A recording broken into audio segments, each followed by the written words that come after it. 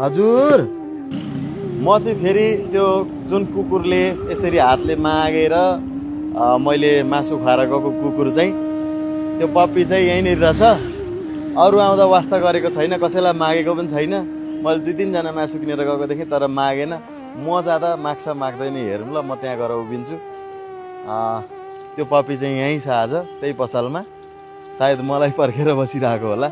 म गएर बस्छु, के गर्दो रहेछ हेर्छु ल। हेलो, के छ? ठिक छ? ठिक छ?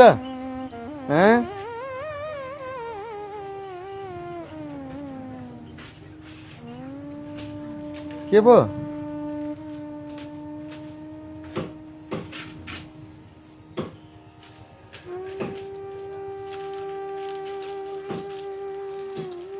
के पो बच्चासँग आएर छ त हात त? भोक लागेको छ? भोक लागेको छ?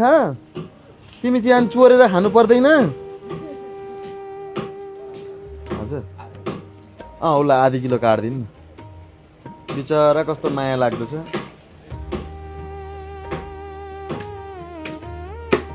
हजुर तिम्रै लागि भनिदिइरहेको छु मैले, यहाँ आज चाहिँ आधी केजी खाऊ ल।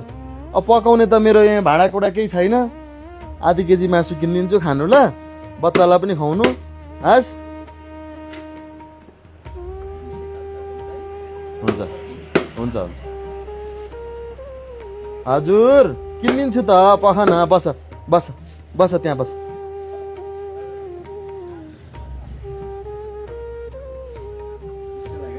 हजुर पोलिदिनु नि। हजुर आमै बोला कि तिमीलाई मैले मासु भनिदिएको छु ल, मासु भनिदिएको छु ल।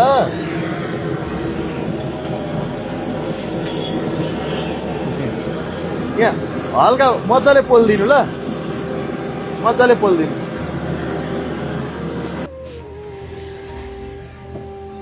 आमै मान्छेले चोरेर ढाँटेर झुक्क्याएर खान्छन्, उसले मागेर खाइरहेछ के।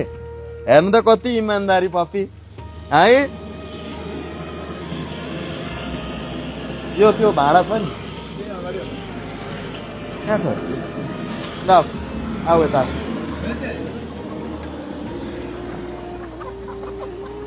तिमी यता खाऊ ल, यहाँ खाऊ होइन।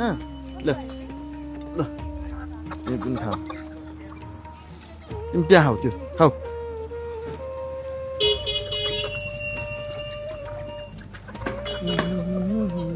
म हात धुनु पर्यो।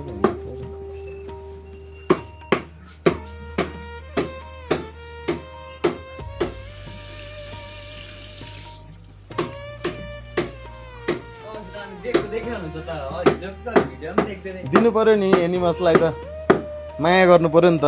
अरूले ढाँटेर छलेर चोरेर खान्छन्, उसले त मागेर खान पायो नि त, उसको बोली पो छैन त। लिनु